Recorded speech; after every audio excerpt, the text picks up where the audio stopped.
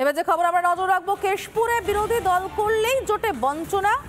বিজেপির মিছিলে যোগ দিলে পড়তে হয় শাসকের রোষে। আতঙ্কে কেশপুরের রন্ধ্রা গ্রামের বাসিন্দারা, তাদের অভিযোগ এমনটাই। গত নির্বাচনে ভোট দিতে পারেননি গ্রামের মানুষ, এমনটাই অভিযোগ। শাসক দলের বিরুদ্ধে অভিযোগে সরব গ্রামবাসীরা। কি নিয়ে ভয় আপনার? সন্ত্রাসের ভয়। সন্ত্রাস কারা করবে? বিরোধী মানে তৃণমূল।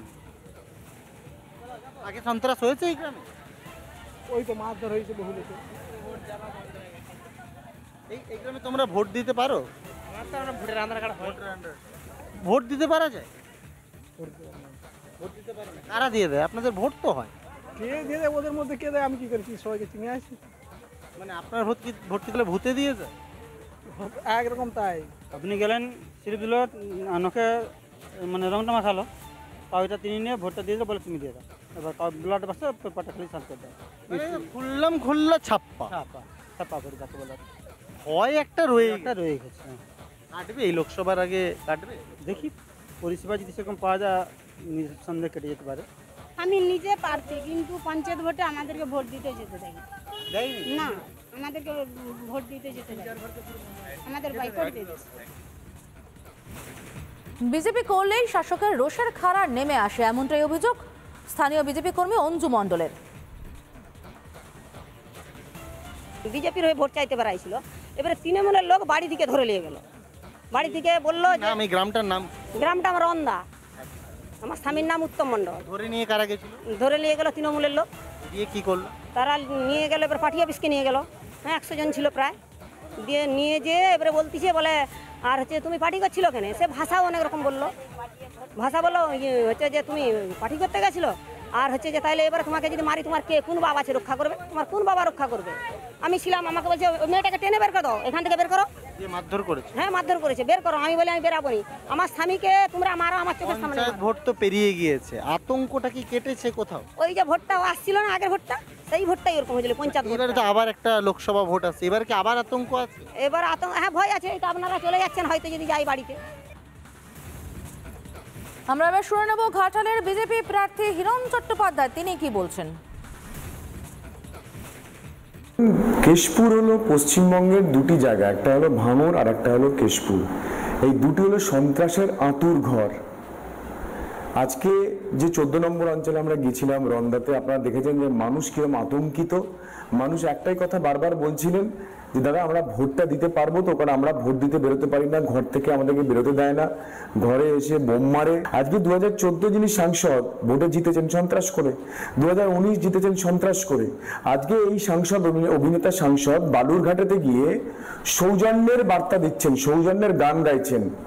আমি অভিনেতা সাংসদকে প্রশ্ন করতে চাই যে এই যে কেশপুরে এই ভয়ঙ্কর সন্ত্রাস, এই নিয়ে তো আপনি একটা কথা বলেন না। এই নিয়ে তো আপনি আপনার কেশপুরের আপনার যে কর্মী, তাদেরকে তো সন্ত্রাস বন্ধ করার কথা বলেন না।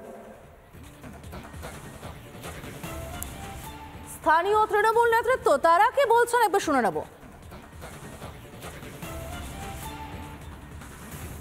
সম্পূর্ণ মিথ্যা। বিজেপির কোনো লোক নাই, কোনো কর্মী নাই বিজেপির। কেশপুরের মাটিতে বিজেপি ফিনিশ। বাংলায় যেভাবে বঞ্চিত 100 দিনের লেবারদের এবং 100 দিনের কাজের মানুষদের টাকা দেয়নি, আবার এতজনের চাকরি খেয়ে নিছে, অতএব কেশপুরের মানুষ তার বিরুদ্ধে প্রতিবাদ। বিজেপি যেটা বলছে সম্পূর্ণ মিথ্যা, মিথ্যা, মিথ্যা।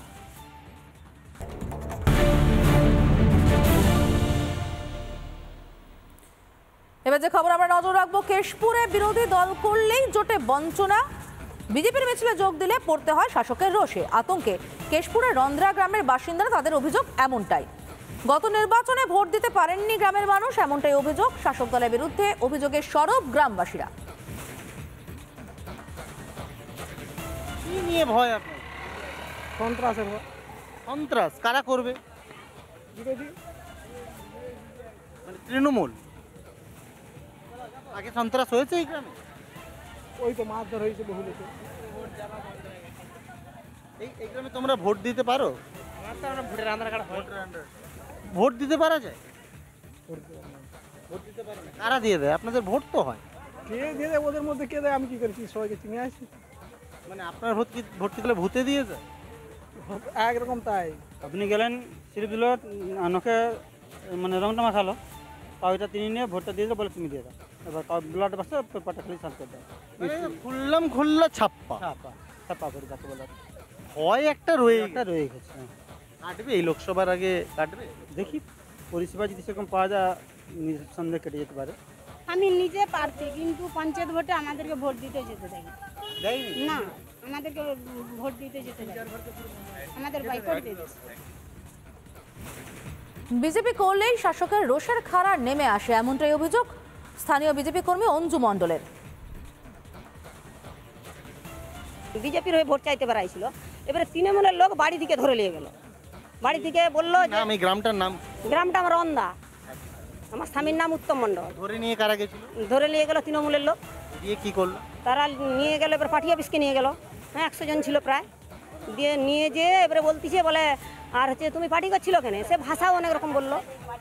ভাষা বললো হচ্ছে যে তুমি পার্টি করতে গেছিলো, আর হচ্ছে যে তাইলে এবার তোমাকে যদি মারি তোমার কে কোন বাবা আছে রক্ষা করবে, তোমার কোন বাবা রক্ষা করবে? আমি ছিলাম, আমাকে বলছে ওই মেয়েটাকে টেনে বের করে দাও, এখান থেকে বের করো। দিয়ে মারধর করেছে। হ্যাঁ, মারধর করেছে, বের করো। আমি বলি আমি বেরাবো নি, আমার স্বামীকে তোমরা মারো, আমার চোখের সামনে পঞ্চায়েত মারো। ভোট তো পেরিয়ে গিয়েছে, আতঙ্কটা কি কেটেছে কোথাও? ওই যে ভোটটা আসছিল না, আগের ভোটটা, সেই ভোটটাই এরকম হয়েছিল পঞ্চায়েত এবারে ভোটটা। তো আবার একটা লোকসভা ভোট আছে, এবার কি আবার আতঙ্ক আছে? এবার আতঙ্ক, হ্যাঁ ভয় আছে। এটা আপনারা চলে যাচ্ছেন হয়তো যদি যাই বাড়িতে। আমরা এবার শুনে নেব ঘাটালের বিজেপি প্রার্থী হিরণ চট্টোপাধ্যায়, তিনি কি বলছেন। কেশপুর হলো পশ্চিমবঙ্গের দুটি জায়গা, একটা হলো ভাঙড় আর একটা হলো কেশপুর। এই দুটি হলো সন্ত্রাসের আঁতুর ঘর। আজকে যে 14 নম্বর অঞ্চলে আমরা গিয়েছিলাম রন্দাতে, আপনারা দেখেছেন যে মানুষ কিরকম আতঙ্কিত। মানুষ একটাই কথা বারবার বলছিলেন যে দাদা আমরা ভোটটা দিতে পারবো তো, কারণ আমরা ভোট দিতে বেরোতে পারি না, ঘর থেকে আমাদেরকে বেরোতে দেয় না, ঘরে এসে বোম মারে। আজকে 2014 যিনি সাংসদ ভোটে জিতেছেন সন্ত্রাস করে, 2019 জিতেছেন সন্ত্রাস করে। আজকে এই সাংসদ অভিনেতা সাংসদ বালুরঘাটেতে গিয়ে সৌজন্যের বার্তা দিচ্ছেন, সৌজন্যের গান গাইছেন। আমি অভিনেতা সাংসদকে প্রশ্ন করতে চাই যে এই যে কেশপুরে এই ভয়ঙ্কর সন্ত্রাস, এই নিয়ে তো আপনি একটা কথা বলেন না। এই নিয়ে তো আপনি আপনার কেশপুরের আপনার যে কর্মী তাদেরকে তো সন্ত্রাস বন্ধ করার কথা বলেন না। স্থানীয় তৃণমূল নেতৃত্ব তারা কি বলছেন একবার শুনে নেব। সম্পূর্ণ মিথ্যা। বিজেপির কোনো লোক নাই, কোনো কর্মী নাই বিজেপির। কেশপুরের মাটিতে বিজেপি ফিনিশ। বাংলায় যেভাবে বঞ্চিত 100 দিনের লেবারদের এবং 100 দিনের কাজের মানুষদের টাকা দেয়নি, আবার এতজনের চাকরি খেয়ে নিছে, অতএব কেশপুরের মানুষ তার বিরুদ্ধে প্রতিবাদ। বিজেপি যেটা বলছে সম্পূর্ণ মিথ্যা মিথ্যা মিথ্যা।